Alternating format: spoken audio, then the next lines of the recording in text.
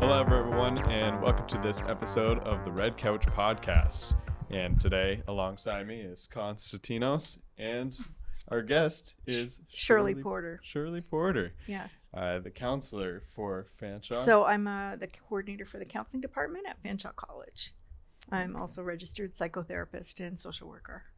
Wow. So getting into that sort of like career path, what did you actually like kind of make you consider?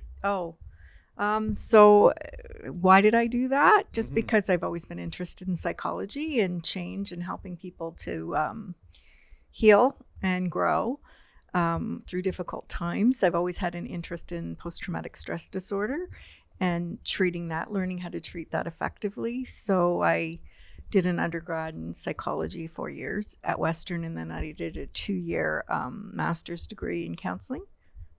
Wow. Yeah. Wow, so you've been doing this for 30 years. 30 years. 25 at Fanshawe. Yeah, it's been a long time.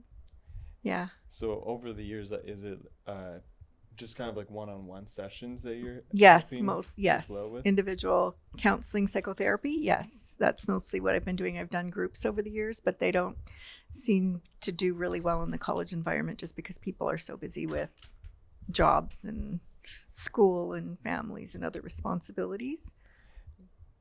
Okay. And yeah. That is kind of just like the main role. Or is there other sort of like... Oh, what I do in counseling? Yeah. Is that what you mean? Is there other roles that you have to sort of... Yeah. So it's changed a lot over the past 10 years. We used to also do pre-admission counseling for anyone from the community or in the college who was looking at other programs to help them to know what's needed to get into programs, the requirements, prerequisites to help them understand that. We used to also do career testing and helping people to make educated career decisions. We do so because mental health has been such a growing concern in all post-secondary institutions across North America in the past probably 15 years. Our focus has become much more narrow, and we're doing predominantly mental health related counseling. So counseling and psychotherapy one-on-one, and also some crisis work or same day service. We offer that as well. And like you were saying, for almost 15 years now that it's kind of been like growing so much. So I guess I'm just a little curious on that side. Like what was kind of like the initial spark that like people were kind of recognizing that, hey, we should be... Well, I've done 2 sabbaticals while I've been here at the college. And those were applied research projects looking at mental health and post-secondary students and the types of issues they're bringing and how counseling helps with retention when people do get help. And there is a significant correlation between coming to counseling and staying and being able to stay in school and be successful. But the literature across North America has been that showing that there's not only increased frequency of requests for mental health-based counseling, clinical counseling, but the requests are very complicated. Like they're not as simple as they might have been 25 years ago. So people come in not just with one issue, but layers upon layers of issues often. And so it's more complex. It's sometimes higher risk. Yeah. So it's almost like you have to kind of unravel it a little bit. Maybe interesting examples like an onion almost, having to kind of come in and unravel it all. And it depends what the student wants to do. We're in a very unique position being therapists at the college, because if I were in the community, I wouldn't know the systems and supports and resources available within the college. But because I'm here, I can be more practical in helping students with all of that, right? I can refer them to Fowler Kennedy if they need to, the registrars, financial aid, study skills. Like there's so many things I can help with. So part of it is what is pressing that the student needs to deal with at this point in time. Is there a life-threatening situation that we need to deal with first? Because we do suicide risk assessments and address that as one of the most serious issues we might have. And then what do we have? We often do a piece of work to help them to be successful in what their goals are, because education's a huge leveler for all of us.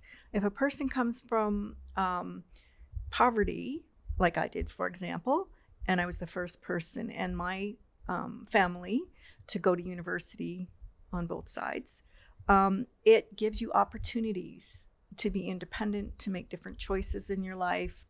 Lots opens up. So we want to support students in having this really important opportunity in their lives to create a life that's healthy and fulfilling for them.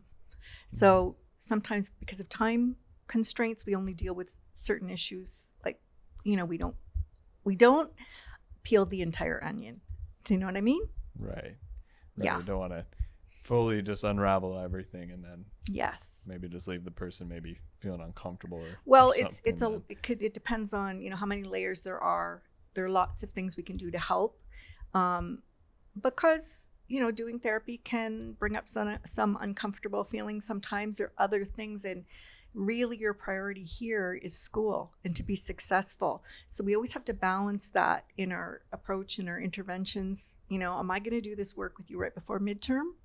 I don't know, maybe not. You know, there might be times of the year when it's appropriate to do more in-depth work, if the student's up for it. But we're always, as counselors here, we are always looking through the lens of an academic year. And your primary goal is to be successful in school. And we are going to help you to do what needs to be done to get there. Do you know what I mean? Mm-hmm. Yeah. Yeah. So now that we're in the month of June, this is also the month of men's mental health. Mm-hmm. And we always see online, or just in general, people encouraging men to open up about their feelings. And it's have you seen more men come forward now than in the past? Yes. So my caseload generally, I've looked at it a few times over the past few years, because I'm always curious, you know, do I have an equal number of, you know, males, females, that sort of thing. And it's pretty balanced over the past several years. I would have said back when I started 25 years ago, I saw quite a few more females than men, but I wouldn't say that's the case. You know, there might be a slight, you know, imbalance, but it's not the way it was before. Why do you feel that men struggle opening up about their feelings? Well, there are a lot of cultural beliefs and family beliefs around how men should be with emotions. I mean, a lot of the work I do with people is sorting out what they learned growing up from school, from media, from family, from religious institutions, from important people in their lives, about how do we deal with those difficult, uncomfortable emotions that are still valuable, like anger, sadness, you know, shame, all those things that can cause us to carry a woundedness with us over years. And for men, it's been more challenging. The expectations, the pressure has been harder to come in and be vulnerable. Yeah. I mean, definitely that side of being vulnerable. I know myself, I felt like there was a lot of times growing up, I always felt different from the crowd. Mm-hmm. I always, even especially in high school, I know I came from a different, like, sort of high school that everyone was, it was kind of out in the middle of the country. So mm-hmm. everyone kind of was raised up to be going into some sort of trade, mm-hmm. or to go into some, like, you're going to take over your father's farm, or right. wherever go into that. Mm-hmm. And for me, I was this geeky kid that loved to play video games, mm-hmm. and I was that kind of odd one out. Mm-hmm. And I know trying to actually open up and be vulnerable to people and kind of just talk about just who I am, and just actually expose a little bit of my emotions. I saw so many people would just, like, look at me strange, or mm-hmm. they'd be like, well, just be a man, mm-hmm. just mm-hmm. get over it, or it's whatever. Mm-hmm. And I noticed throughout all that time, I would just bottle it up. Mm-hmm. And I would just keep bottling it up, and I would just keep putting it up onto a shelf mm-hmm. somewhere and bottle it mm-hmm. up. And I'm curious for that side, how could that actually sort of put onto, like, a toll on someone's, like, mental health. It's exhausting for any of us to have to bottle stuff up because you have to keep the lid on. Or if if you're thinking, my metaphor is usually a closet, you're stuffing all this stuff in. You have to put a lot of pressure at some point to keep that door closed. And there's a point when the door won't close because there's just too much stuff there. And one of the things I've found is that when people come away to school or they're in a safer environment where they're kind of out of, if they were in a difficult environment emotionally or physically or whatever before, it's kind of like the mind and body say, okay, that's enough. And the door opens and stuff starts trickling out and they're like, what am I going to do with this? Right? How do I deal with this? And so that's when they come to counseling sometimes, like, I can't close that door anymore. I'm so tired, right? And when we get that exhausted, it can trigger symptoms that start to interfere with our ability to function. Mm-hmm. So stress can impact sleep. It can impact our ability to concentrate. We all have different vulnerabilities. So for some, there might be physiological vulnerabilities when you're under stress. Some people get migraines. Some people get stomach aches. Some people will have emergent depression or anxiety. So it can take a toll over time when we sort of go beyond what we can manage. It can open up other vulnerabilities can start to emerge physically, right? Physically, so like would that actually show like in maybe an outrage, like in anger? Or it could physically. I'm often thinking of pain in the body that you just don't know why it's shown up, or but yeah, people can just be so tired, their window of what they can tolerate becomes really narrow, because so much energy goes into shoving it back or bottling it up, right? Mm-hmm. So then when our window of tolerance gets really small, sort of that's the width of what we can handle, and we're on the edge. If we're on the edge of that window, those are those moments when you say to yourself or someone else, if one more thing happens, I'm going to lose it. Do you know those moments we're on that edge, and then we're outside of it? We're outside of our window, then we do lose it, right? We're more irritable, shut down maybe, those kinds of things. Yeah. Too much water in the cup or something. It spills out. No. Yeah. And to kind of loop back to what you were saying earlier about the touch of cultures, right? Mm-hmm. And stuff like that. I myself come from an Eastern European background, mm-hmm. and being brought up in that culture, especially in like a second generation family, mm-hmm. That idea of masculinity is ingrained in, and becoming vulnerable is very frowned upon. Mm-hmm. So being raised in that culture has kind of made me stubborn to even mm-hmm. now, as much as I want to, not mm-hmm. come forth and talk about certain issues in my mental mm-hmm. health. How could someone who is like myself in the same position from any culture kind of cope with that on their own time? So how do you deal with that, with the vulnerability? Courage comes not when we're not afraid. It comes up when we're afraid, but we get to make a choice. Courage occurs when we choose to continue to go forward, even if we're afraid.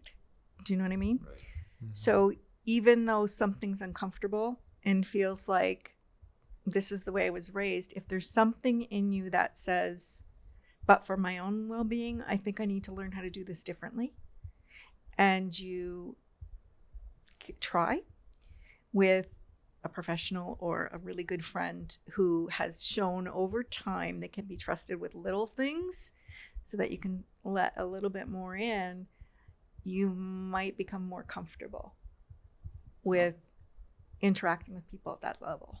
Interesting. Good to know. Mm-hmm. So even, okay, I can see what you mean by interacting, sort of like seeing, like almost like looking at things in a sort of a different eye. Yeah, so when I think of relationships as a set of circles, right? There's a small one around us, and then there's a bigger one and a bigger one. Mm-hmm. The third biggest circle is all our acquaintances, classmates, whatever. For people to start coming in, they need to earn your trust. Nobody should get automatic, instant admission to your innermost circle. And that's physically, emotionally, right? Or your deepest thoughts. People have to earn your trust to let them come in. And as there probably only in life will be very few people that get to come in your closest, most innermost circle. Those people who get to know you really well, who know that you've learned you can trust with your vulnerabilities, with your fears, with the mistakes you've made. They won't judge you. They'll be like supportive and they get it. Mm-hmm.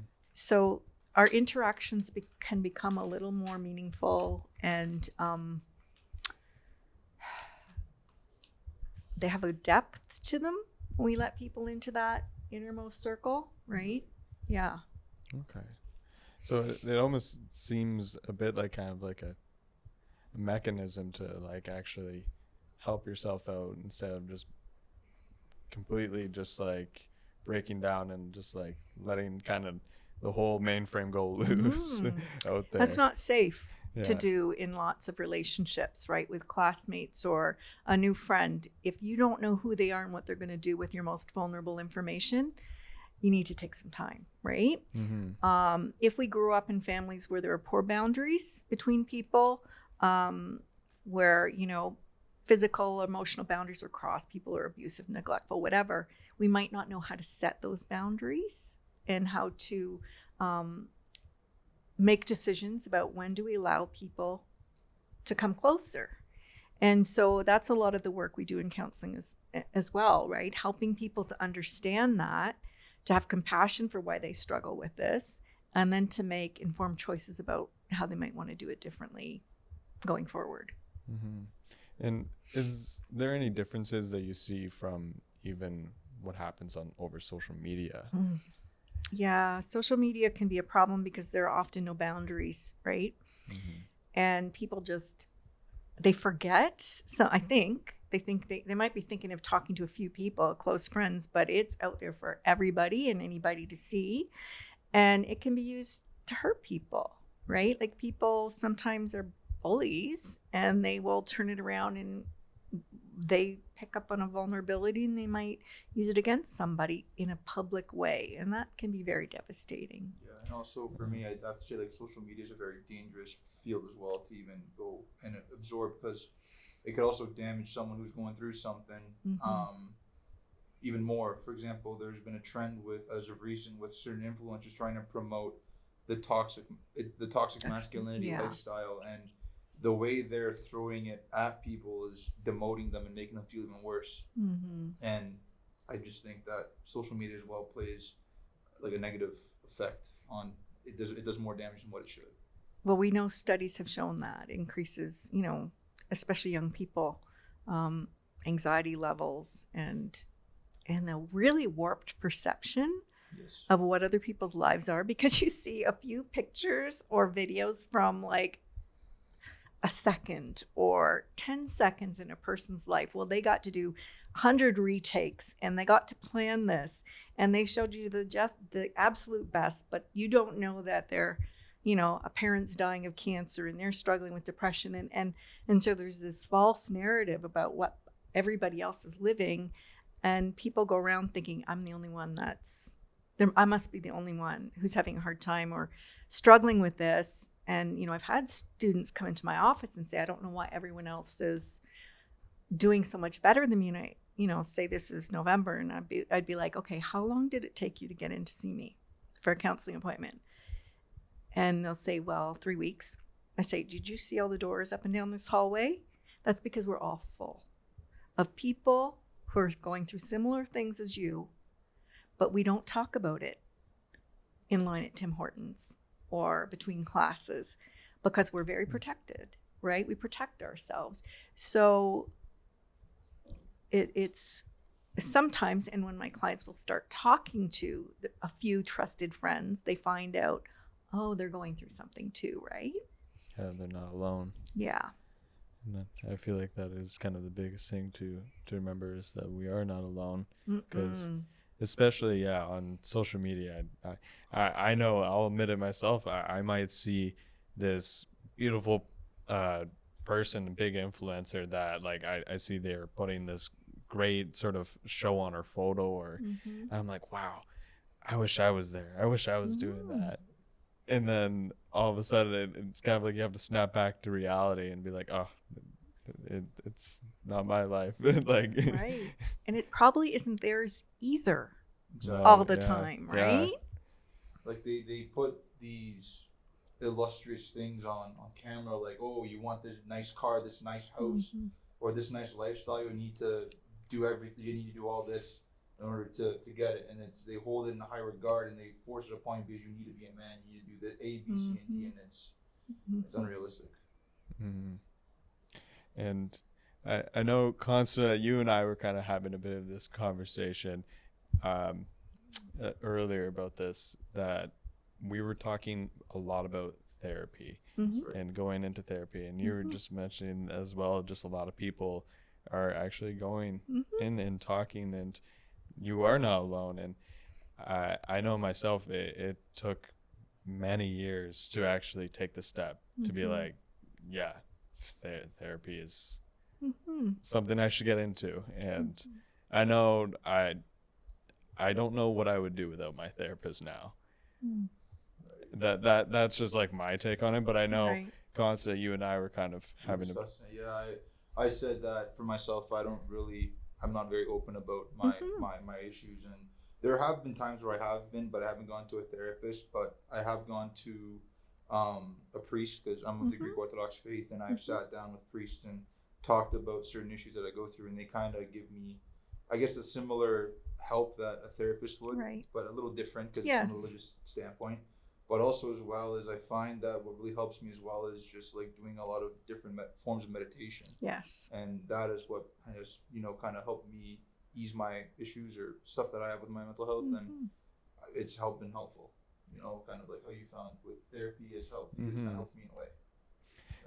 Right. Yeah, I guess I'm curious though, Shirley, is looking at it like in those like two different perspectives. Is would you like recommend still like Constance, for example, to go into therapy, or is this? You know what? Everybody finds their own way, right? We all are unique, and even within therapy, I've been trained in so many different approaches. Nobody comes in and gets the same exact approach because it has to be tailored to the individual. And for some, therapy is, life-changing, life-saving, whatever it may be. And for some people, that's not their thing. And it's really up to each individual to decide, or, if they want to give it a try, that's another thing, right? If you're going through a hard time and you're struggling, you feel like nobody understands, and kind of concerned about symptoms you're having or your inability to function in one or more areas of your life, probably a good thing to talk to a therapist to see if they can offer something that helps. It's when we're lost and we're like, I just don't know what to do with this, right? Or this doesn't make sense to me. It can be helpful to talk to someone with that background who can help you make sense, right? Okay. Yeah, that makes a lot of sense, to kind of just test it out, test the waters to see how it is. I know myself, that's actually how I started off. It was my doctor keep telling me, hey, you should try therapy, and I know afterwards I was like, yeah, it makes a lot of sense now to actually try it out. And I guess kind of just taken away from this, since it is Men's Mental Health Month, and if there is men out there that are kind of struggling on maybe considering on going to a therapist, what are some options that the audience can maybe hear from to consider if they're struggling with mental health? So usually I would recommend that they even if they come to see me and they're having concerns about mental health, I would usually suggest they talk to the family doctor first if they have one, or here they get to go to health services if they don't have a family doctor, because you want to understand what's going on. So doctors can do blood work, they can, check thyroid. Is there some underlying medical condition that can explain what the symptoms are that a person's seeing? And they can also see us. And, we often will do a screening for depressive or anxiety symptoms if that's what people are dealing with, to say, what level of symptoms are you reporting? Because there's certain options you have for treatment, depending on how severe it is. So, you can talk to a counselor, talk to your doctor, and make decisions going forward. Thank you, Shirley. This has been awesome. Thank you for anyone listening into this episode on the Red Couch Podcast. You can watch the full episodes on our YouTube, or you can catch them on our website, where you can catch them all there, or wherever you actually watch these on your playlists. And thanks for tuning in.